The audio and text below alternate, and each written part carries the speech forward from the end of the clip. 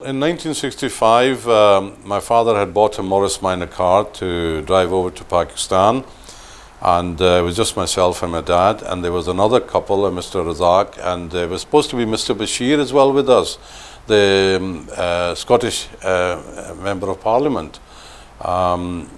He never made it because his car was involved in an accident, but there was another car, another Morris Minor, accompanying us, and it was my father who was driving. I was the navigator. We were given these special maps, flip chart maps by the AA, and they showed which way to go, which way to turn, not map as in proper map as you know now, but there were sheets where they said you will come to a crossroads and you will come through hills and you will come through gorse bushes.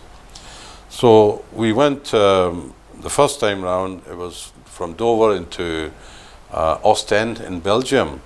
Drove through into Germany, went down to Munich and into Salzburg and to Austria through Salzburg, and then into Yugoslavia, which was very communist, and into Bulgaria, Turkey, had lots of misadventures there, and then on to Iran, through Iran, then took the southern route to Quetta in Pakistan, and eventually arrived at our home village. After that, we always went the same route, same countries, except from Tehran, we headed north to Mashhad and went through Afghanistan, Kandahar, Herat, Kandahar, and Kabul, and the Khyber Pass, and because the roads were better that way. And Germany would normally take about 12 days, 12 to 14 days, depending. If you really took it easy, which I wish we had, it would have been great. But again, time was money, and we were all desperate to get home and see our loved ones, and so on. So we were always just driving, eating, stopping, and that was it. The proper job, first one, was as a milkman with Scottish farmers up in Shawlands. And used to deliver milk on one of those electric three-wheel buggies, and I then became a bus conductor for a short while. And then I got married, went to Pakistan overland, of course, came back overland, and applied for various jobs, couldn't get it, and eventually got a job as a trainee driver on the red buses in Motherwell. I drove those buses, and did some Barrowland stall keeping as well. I then started taxiing in Cambuslang in 1972 January, and it was an unlicensed place where you stuck on a sign on the roof of the car and you just picked up and dropped off passengers.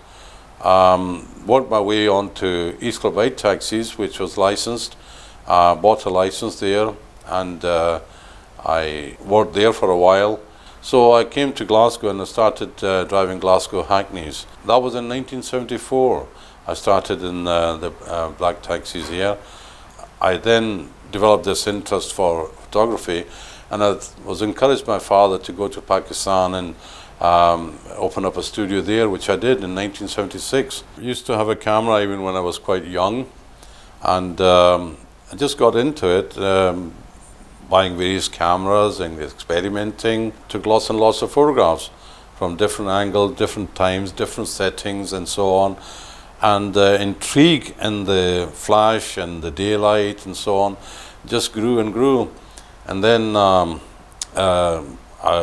used to buy the Amateur Photographer magazine regularly, and there were all kinds of ideas, and I think I got a lot of encouragement from that to experiment and expand, which I did.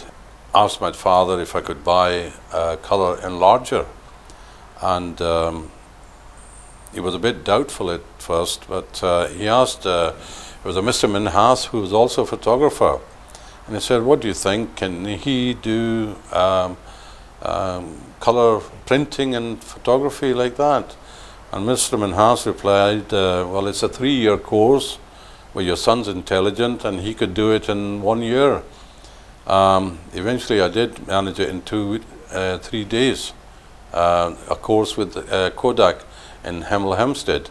But of course I knew from experimenting on paper and chemicals, and I did it. And so my dad said, well, look, okay, you can go and get the enlarger, which I got from London, and I've still got it to this day. And there was a professional one. And the first thing when I went to London and came back, and the first thing was my dad said, okay, make a color print for me so I can, be convinced that you can do this. So I did make a color print, and he said yes. So basically I did it in less than a year. I came back in 1977, and I again went into the black taxis again, and settled down for a while, and bought a nice house. Again I went to Pakistan to see if I could maybe settle down there. I think that was the main problem, not settling down in one place. Otherwise I could have been perhaps a bit more prosperous.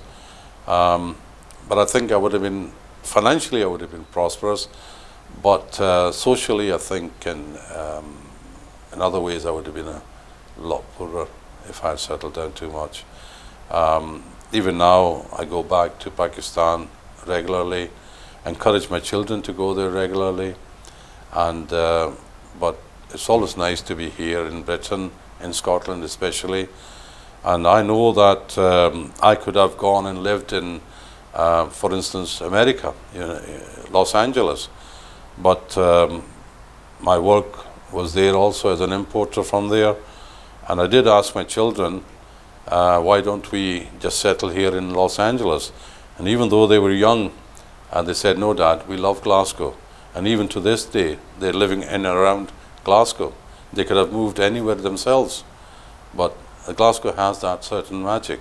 Not only Glasgow, but Britain has been good for me anyway. And I've loved living here. I love Pakistan, I love Scotland, and Glasgow in particular.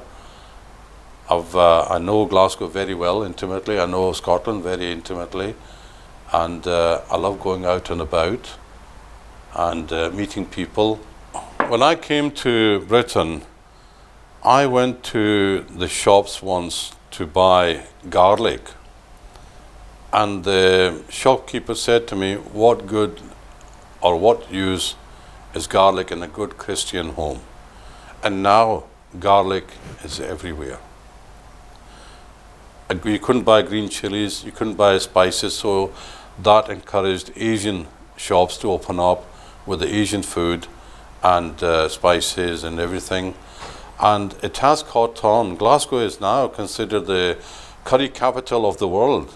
Many times I have been asked, who do you consider you are? And I say, a Scottishtani. I'm Scottishtani.